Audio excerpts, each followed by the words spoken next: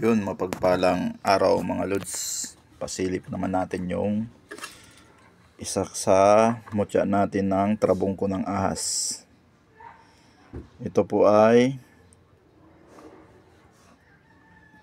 isang itlog na naging bato. Ito po siya mga lods.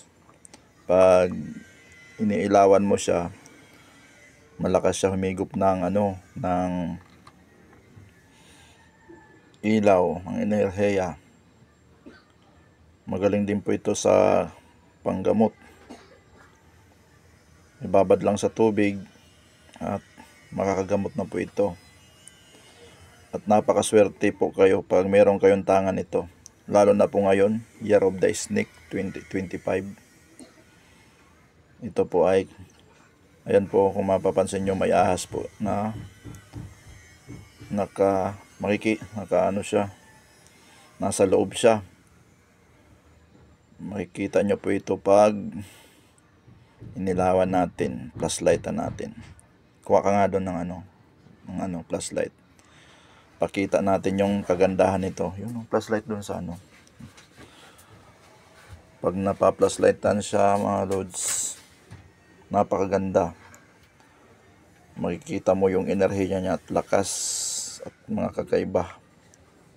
Yan po, papahigupin muna siya natin ng lakas. Yun kita na agad yung ahas. Ang lakas talaga. Lalo na po mga lods pag madilim to. Malakas po ito. Pag madilim makikita, yan unti-unti na may ilaw siya. Yan, kita mo yung kulay ng kulay blue, yan yung ahas, yan ulo niya, sa katawan. Naputol na siya Ayun ganda na, yan kaputol niya mga lods. Napakaganda nito. Swerte rin po ito kung meron ka po nito. Papansin namin sa hanapbuhay namin simula nang dumating to ay tuloy-tuloy na po ang swerte namin. Kaya mga lods, hindi po ito po pinapalimusan, hindi po binibenta. Ito po ay pang sarili lang po. Ayan po, pinatay yung ilaw. Ayan po ang ganda niya. Napakaganda. Yan yan ang ulo ng ahas po. Yan. Pagdating dito naputol na siya Yun siya ang kaputol niya. Itlog siya ng ahas. Ang tawag po dito ay trabungko ng ahas. Napakaganda na. Pailawin mo na. Yun, diyan pa rin siya. Trabungko ng ahas. At ang nakuha po nito ay isang manggagamot po na antingero. Kasi ang kwento po nito, nung doon po siya sa bundok yung bahay niya, sa tinitirhan niya, pinakamataas, malapit doon sa kuweba, yun may ahas po na na nag-aaway. Tapos nung nakita niya ay nagtago lang siya, at habang nag-aaway po yung dalawang ahas, yung isa ay natalo. Ang nangyari po sa isa, yung natalo ay iniwanan ng nanalo at kumuha ng gamot. At dala-dala po ito ng isang ahas. Galing ito sa loob ng kuweba, kinuha ng isang ahas at ginamot yung isang ahas na natalo niya. Ngayon, nung linagay niya to doon sa ulo ng isang ahas at sa katawan, unti-unti pong lumalakas yung isang ahas. Ito po ang ginawa po ng isang antingero, dahil meron po siya ng orasyon din sa ahas. Kinalaban niya po yung ahas na may tangan nito. Nung naglaban po sila ay siyempre hindi nakagalaw yung isang ahas, at sa kanya to nakuha. Nandun sa sa bibig ng ahas. Hawak-hawak niya to, kinuha niya. Pero yung ahas ay hindi niya pinatay. Pinayaan niya lang At ito lang yung kinuha niya. Kaya po ito po ay yun po ang sabi po ng isang nagtatangan nito po. Napasa-pasa na rin po ito. Kaya may mga sugat-sugat na rin po dyan. Pero kasi iba-iba na po ang nakahawak nito. Nang napunta po dito sa akin ay inalagaan ko rin po at ginawa ko pong isa sa mga koleksyon ng aking mga mutya. Siya po ay bato. Napakaganda po. Balang araw po ay mapupunta din po ito sa mga pangalawang hawak din ito. At sana maalagaan din siya ng maayos. Ito po ay swerte din po sa mga makakuha nito. Ito po ay nakakaparami din ng mga mutya. Simula nang napunta po ito sa akin ay unti-unti pong dumadagdag na yung mga mutya ko. Iba't ibang mga mutya na po na napupunta sa akin. Kagaya nga ng mga kabibi, mga suso, kung ano-ano pong mga kalikasan. May mga batuomo pong puti, bulik, marami pa po na ipapasilip ko sa inyo po.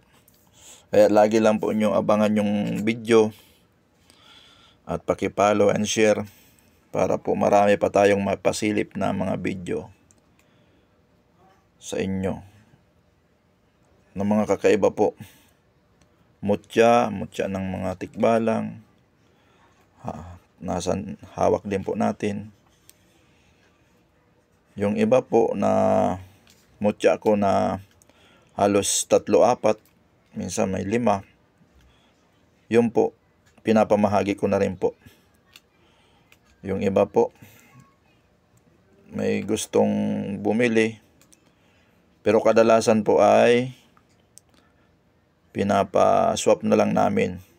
Nagpapalit kami ng mutya. Kung anong magustuhan ko sa mutya niya, ipapalit ko yung mutya ko. Palit-palit lang po ng mga mutya. Tapos ako naman po ang mag-aalaga na panibago. Ito po ay mabisa din po ito sa kabal. Sa mga kulam, barang, mga palipad hangin, pag meron. Sa mga rin po, sa mga hayop din po na mababangis. Maganda rin po ito. Hindi po sila makakalapit. Takot po sila dito. Kahit yung ahas po na mga matatapang, pag may tangan ka nito, ay hindi po sila sa inyo makakatuklaw. Takot din po sila.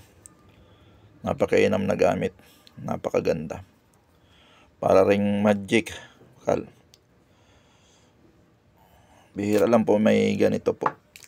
Kung sa mga, ang iba meron din mga ganito is binibiyaan din sila. Kahit hindi po sila yung nakakuha, pag napunta sa kanila, yun, swerte rin po nila. Kasi sa panahon ngayon, siyempre, pag nagigipit, nabibinta po talaga yung ibang gamit. Kaya doon sa nakakabili din, sa mga nagbibili din, sana ingatan nyo yung mga gamit na makukuha nyo.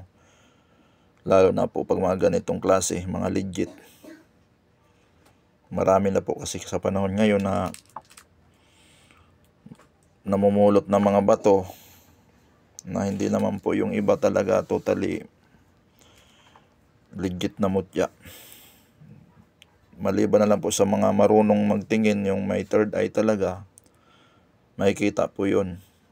At sa may mga minsan ang iba din tinatawas din po. Yun po ang isang sikreto na malaman. Pero sa mga kagaya namin po na medyo nagmumutya, marunong na po magtingin, at lalo na po pag meron ka ring mga mutya na magaganda, para ka na ring inuutosan na at alam nila na yan, ang gamit na yan ay legit talaga. malalaman mo lang pag inaurahan mo na. Kahit ito po kayo, malalaman nyo po na legit. Bato na siya.